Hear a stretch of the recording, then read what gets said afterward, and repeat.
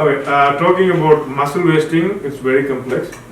There are more than 16, 17 mechanisms, but at least you should remember, in case of liver failure, you are going to develop what? Cachexia. So you are developing decreased appetite, anorexia, because if you have ongoing inflammation, there are going to be a lot of inflammatory mediators. If you remember about at least tumor necrosis factor alpha, it causes what? Cachexia. That's why tumor necrosis factor alpha is called cachexin. So here, same story. There are other mechanisms too. There is malabsorption because of portal hypertension, which means your GIT will be edematous. Why? Because it's not draining. So they won't be able to absorb all the nutrients coming into the lumen. So you are developing malabsorption. And first thing which I explained, you are not eating. And second thing, you are developing what? Cachexia because of what? Increased metabolism, and you are not eating too.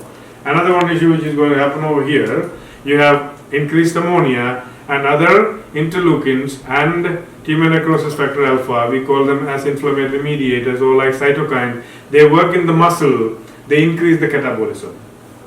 And you have disease in your body, which means technically you have what? Stress. In this stress condition, what is going to increase? Glucocorticosteroid. Glucocorticosteroid is the predominant catabolic hormone. You increase glucocorticosteroids, it will eat up your body.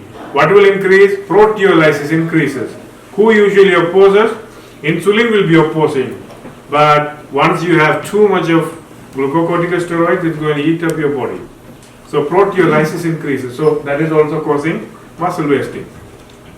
One more thing we are finding, ammonia is toxic for mammalian cells. Once you increase ammonia, it can act upon your skeletal muscle. It can start to vacuolate and kill the skeletal muscle, and there are other molecular mechanisms known here.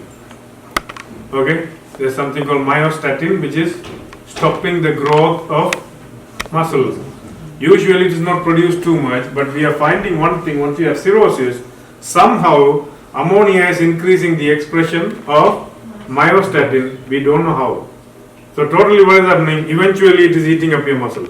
People with liver cirrhosis, you find, their muscle mass is decreasing. There are multiple mechanisms.